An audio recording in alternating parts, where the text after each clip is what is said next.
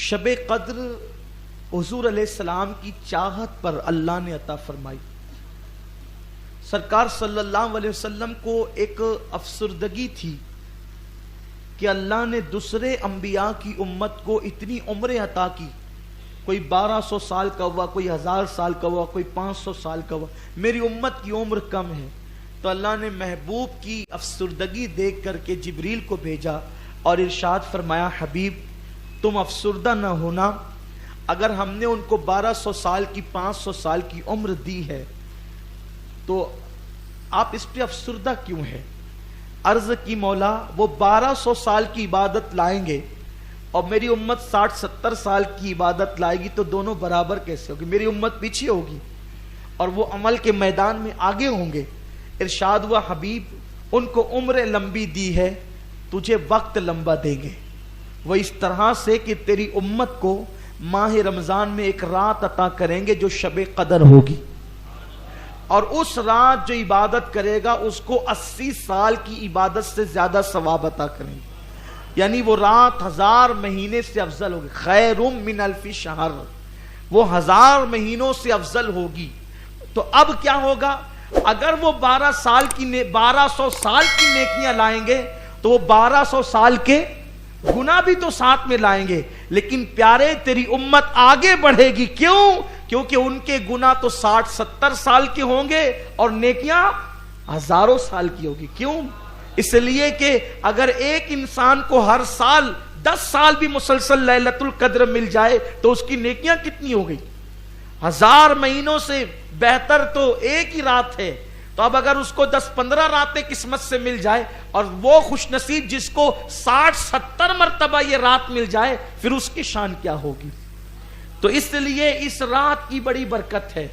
اور ایک مرتبہ صحابہ کرام گفتگو کر رہے تھے کہ شب قدر کب ہے. تو چونکہ حدیث ہے کبھی 21 کو ہوتی ہے, کبھی 23 کو ہوتی ہے, کبھی 25 کو ہوتی ہے, کبھی 27 کو ہوتی ہے, کبھی 29 کو ہوتی ہے. ڈھونڈنے کا حکم دیا گیا ہے, ڈھونڈنے کا گیا ہے. لیکن جب سب اپنے اپنے اقوال پیش کر رہے تھے تو حبر الامہ سید المفسرین حضرت سیدنا عبداللہ ابن عباس بھی موجود تھے. آپ چپ تھے, خاموش تھے, آپ نے کوئی جواب نہیں دیا. تو سیدنا فاروق اعظم کہتے تھے کہ جس محفل میں عبداللہ ابن عباس ہوں پھر انہی کو حق پہنچتا ہے کہ وہی فتویٰ دیا کریں, وہی بات کیا کریں. سب بولتے ہیں آپ کو حق ہے, آپ کیوں نہیں بولتے؟ آپ بولیے, آپ کے بولنے پہ کوئی پابندی نہیں, آپ بولیے. تو سیدنا عبداللہ ابن عباس نے کہا, اگر مجھ سے پوچھتے ہو تو بات یہ ہے کہ پوری کائنات ساتھ پہ گھوم رہی ہے. پوری, یہ کون کہہ رہا ہے؟ عبداللہ ابن عباس. کیا کہتے ہیں؟ پوری کائنات 7 پر گھوم رہی ہے. کیسے؟ 7 آسمان بنائے اللہ نے, 7 زمین بنائی, 7 دن بنائے. اسی طرح جب شیطان کو کنکریاں ماری جاتی ہیں حج میں تو وہ بھی کتنی ہیں؟ 7 ہے. اسی طرح انسان کو جتنے رنگوں سے پیدا کیا گیا اس میں ملاوٹ بھی 7 ہے. اسی طریقے سے جن اعضاء پر سجدہ کیا جاتا ہے ان کی تعداد بھی 7 ہے. اس طریقے سے 7 گنائیں. سمندروں کی تعداد بھی 7 ہے. تو فرمایا کہ میرا وجدان یہ کہتا ہے کہ شب قدر بھی 7ویں رات میں, شب قدر بھی رمضان شریف کے آخری عشرے کی 7ویں رات میں. مطلب کب ہے؟ 27ویں تاریخ کو. حضرت امام اعظم ابو حنیفہ کا قول بھی یہی ہے کہ شب قدر ہر سال کب ہوتی ہے؟ 27ویں تاریخ کو. اور شب قدر میں جو ہیا ہے نا, ہیا یہ 27واں کلمہ ہے. ہیا مطلب یہ, اس میں ہیا مطلب شب قدر کے حوالے سے کہا گا ہیا حتی مطلع الفجر, کہ اس مبارک رات میں فجر تک کیا ہوتا ہے؟ سلامتی نازل ہوتی ہے صبح تک. تو یہ جو ہیا ہے نا, ہیا یہ ہیا بھی 27واں کلمہ ہے، تو پتا چلا کہ وہ ہیا بتا رہا ہے کہ 27ویں ہی کو شب قدر ہوتی. تو پھر یہ 21 23 25 27 29 کا یہ جو قول ہے، اس میں بزرگوں نے فرمایا حکمت یہ ہے کہ بندہ شب قدر کی لالچ میں ہر رات عبادت کرتا تاکہ عبادت کا معیار بڑھ جائے. اگر بتا دیا جاتا کہ 27 ہی کو یقینی ہے تو پھر بندہ صرف 27ویں کو عبادت کرتا، 21ویں کو کیوں کرتا، 23ویں کو کیوں کرتا، 25 کو کیوں کرتا، 29 کو کیوں کرتا. تو جو حدیثیں ہیں وہ بالکل حق ہیں کہ طاق راتوں میں ہوتی ہے، کسی ایک رات میں گھومتی رہتی ہے، لیکن اکثر بزرگوں کا قول یہ ہے کہ شب قدر اکثر 27ویں کو ہوتی ہے، اور آج الحمدللہ 27ویں شب ہے، اور آج اللہ کی عطا سے شب قدر ہے. ہم یہی امید ہے، اور حدیث بھی ہے کہ اللہ سے بندہ جیسا گمان کرتا ہے اللہ اس کو ویسے ہی عطا کرتا ہے. تو جس رات آپ دل کی گہرائیوں سے شب قدر سمجھ کر عبادت کریں، بس وہی رات ہمارے لیے شب قدر ہے. شب قدر میں دعائیں مقبول ہوتی ہے، قبول ہوتی ہے، اور ہر طاق راتوں میں عبادت کرنا چاہیے، لیکن شب قدر جو 27ویں شب ہے اس میں زیادہ عبادت کرنا چاہیے، کیونکہ اس رات جبریل امین فرشتوں کو لے کر آتے ہیں. اللہ کے رسول فرماتے ہیں کہ ان کے پاس 4 جھنڈے ہوتے ہیں، وہ 4 جھنڈے لے کر کے فرشتے آتے ہیں، اور وہ 4 جھنڈے لے کر کے آتے ہیں اور وہ بستیوں میں گھومتے ہیں اور ان لوگوں سے ملاقات کرتے ہیں جو لوگ اس وقت عبادت میں مصروف ہوتے ہیں. سونے والوں سے نہیں ملتے، کھیلنے کودنے والوں سے نہیں ملتے، بھنکس بازی کرنے والوں سے نہیں ملتے. کن سے ملتے ہیں؟ جو عبادت میں مصروف رہتے ہیں اس رات، اور ان سے وہ مصافحہ کرتے ہیں اور ان کے لیے سلامتی کی دعا کرتے ہیں. اور پھر جب وہ آسمانوں پہ جاتے ہیں تو پہلے آسمان کے فرشتے پوچھتے ہیں کہاں سے آ رہے ہو؟ تو جبریل امین اور جو دوسرے فرشتے آتے ہیں وہ کہتے ہیں ہم شب قدر میں گئے تھے، امت محمدیہ سے ملنے کے لیے گئے تھے اور ان سے ملاقات کے لیے گئے تھے. تو اس وقت وہ فرشتے پوچھتے ہیں تم نے کس حالت میں امت محمدیہ کو پایا؟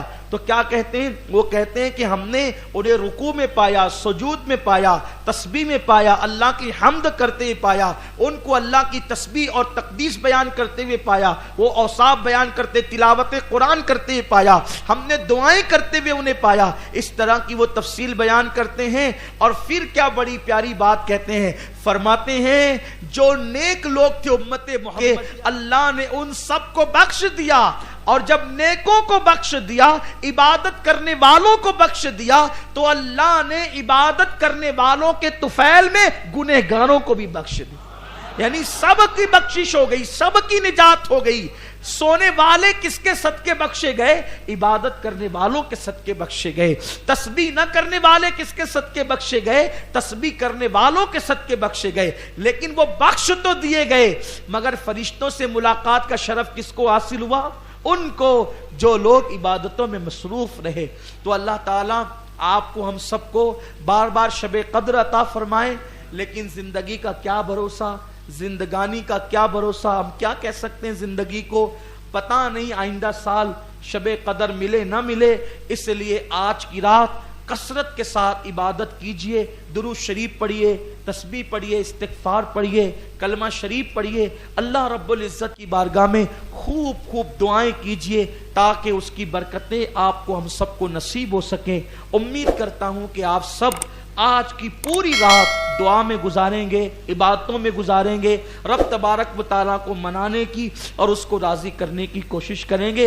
اللہ سے خوب مانگو، خوب مانگو. آج ملنے کی رات ہے، آج کی رات 1000 مہینوں سے افضل اور بہتر رات ہے. انشاءاللہ اس کی برکتیں اللہ آپ کو ہم سب کو ضرور نصیب فرمائے گا. اللہ سے مانگیے اللہ آج کی رات ہم سب کی بری تقدیروں کو بھلی کر دے. اللہ آج کی رات ہمارے سوئے ہوئے مقدروں کو بیدار کر دے. اللہ آج کی رات ہماری تمام جائز مرادیں پوری کر دے. اور اللہ آج کی رات اللہ سے خاص دعا یہ ہے کہ مولا ہمیں ایسا بنا دے جو تجھے پسند ہو، ہمیں ایسا بنا دے جو تیرے رسول کو پسند ہو، ہماری زندگی ایسی بنا دے جو تجھے اور تیرے محبوب کو پسند ہو، اور ہماری موت ایسی ہو مولا کہ جب تو راضی ہو، تیرا حبیب راضی ہو، تو کلمہ پڑھتے پڑھتے ہمیں عزت اور شہادت کی موت مدینہ منورہ میں نصیب فرما، تیرے محبوب کے حرم میں نصیب فرما، اور 2 گز زمین تیرے محبوب کے قدموں میں دفن ہونے کے لیے عطا فرما۔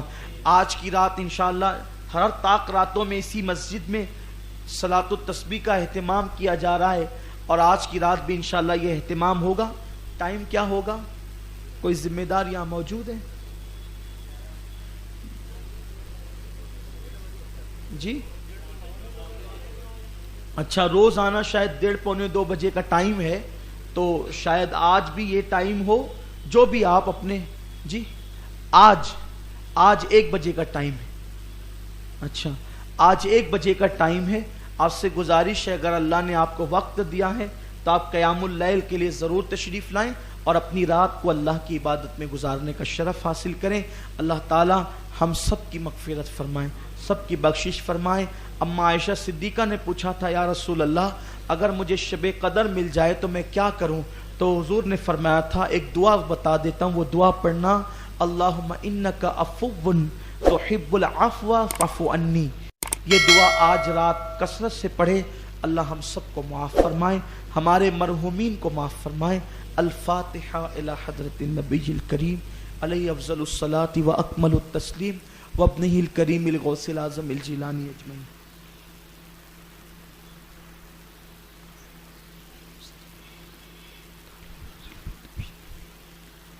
صلی اللہ تعالی علی خیر خلقہ محمد وآلہ وصحبہ اجمعین۔